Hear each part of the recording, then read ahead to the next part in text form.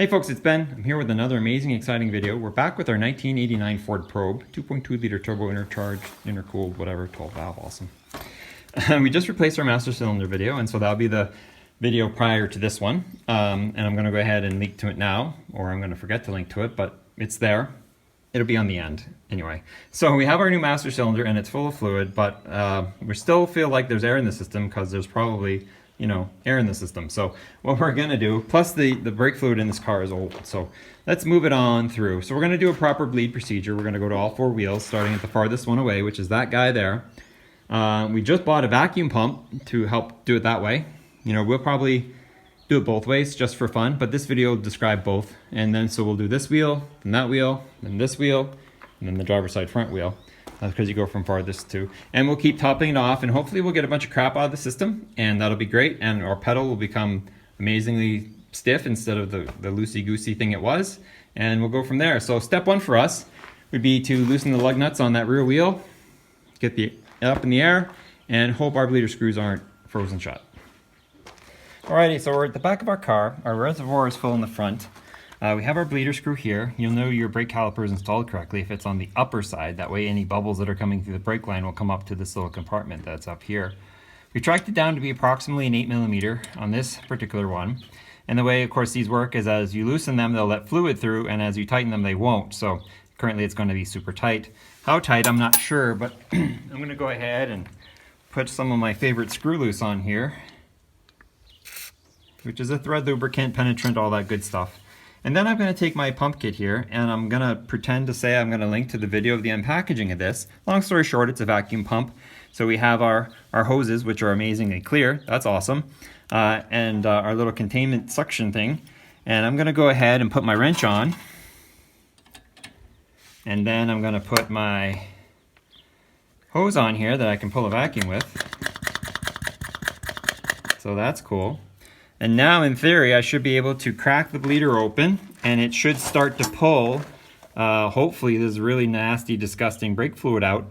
And we'll keep going until we actually get clear out. That means we're actually pulling the new stuff that's on there. So I'm going to go ahead and unloosen this a little bit. Oh, there we go. And I can go ahead and pump it. Oh, look at all that air. Oh, I wonder if that's bleeding out from my... No, I don't know. The system may have been needed to get led. It didn't need a master cylinder. There's always that too, right? But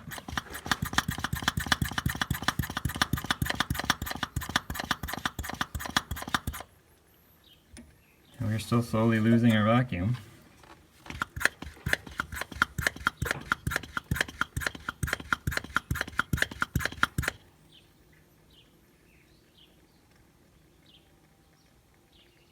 I guess at this point we now need to go to look at the master cylinder and see if its level has fallen. Oh, but look at that, it's changing. Yeah. That's because my vacuum's dying.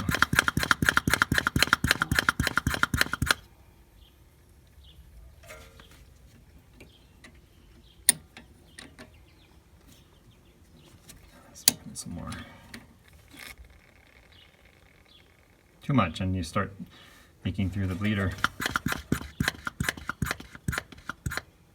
We might need to power this one. Like with the brake. Yep. I'm wondering maybe we're not, or we're pulling it out of the ABS unit. I'm not sure with this probe.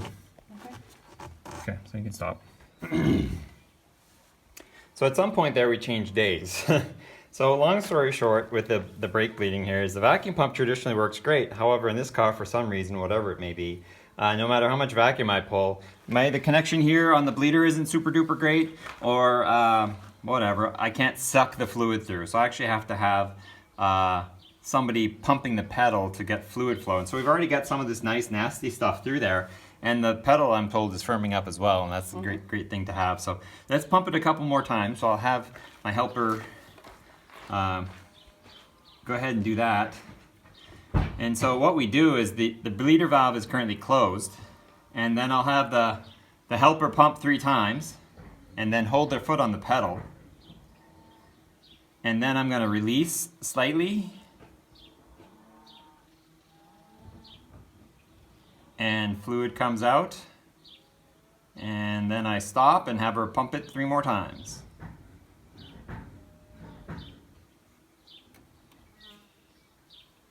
And you just keep doing that until you have all the bubbles out and any other sort of contaminant you're looking to flush through.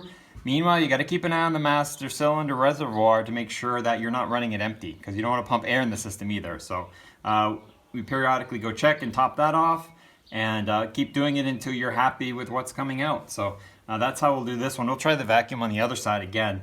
Maybe it'll be easier once there's a lot of fluid in the system. This system is just full of air.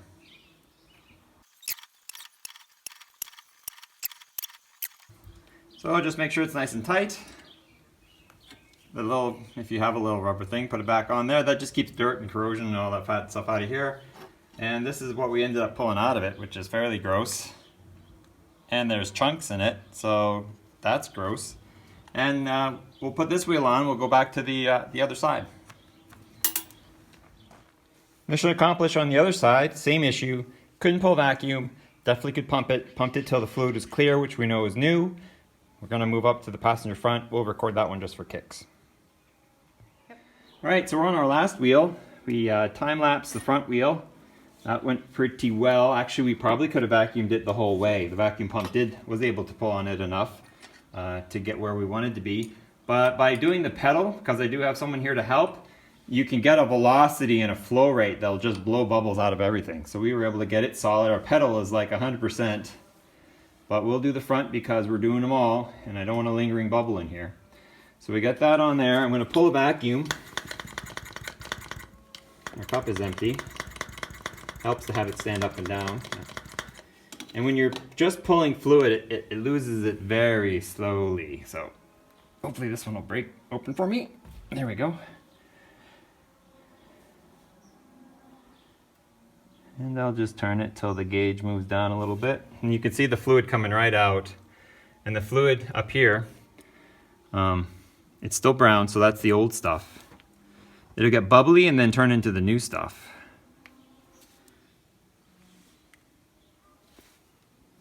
And if you have to see the bubbles now, it's kind of sudsy. And I still have 15 inches of vacuum.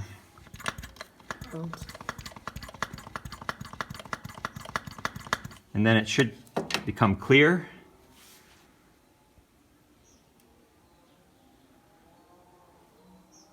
We're barely losing any vacuum, so we're definitely just pulling liquid.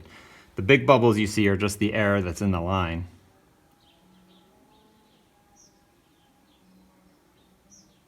And I'm not hearing any tinking or ticking of like an air bubble that's trapped or something. It's just coming out clear, so we're definitely pulling new fluid at this point, which is fantastic. So we're gonna close this.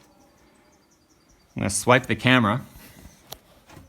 My assistant is gonna hop in, pump the pedal 3 times. We're still running vacuum, like we still have 15 inches of vacuum.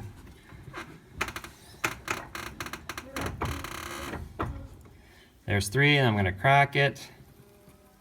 You get that spurt, and I hear it. There's a little bit of air that extra push just kind of gets, so it's still handy to have. Okay, go ahead. She pumps it 3 times and holds it. I'm focused in on the gravel.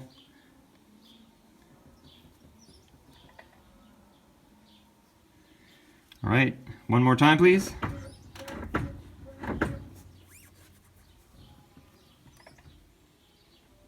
Hear it in the master cylinder, but I think we're cool here. One more time for good.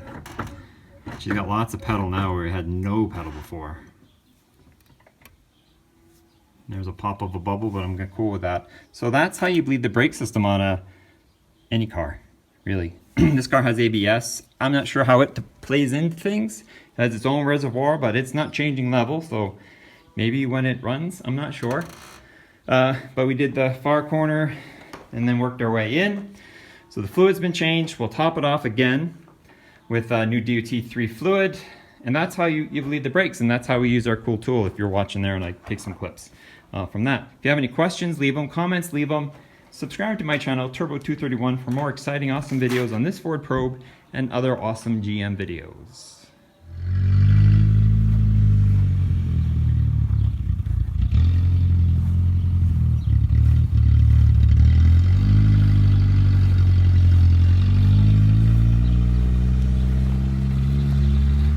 goes now, though.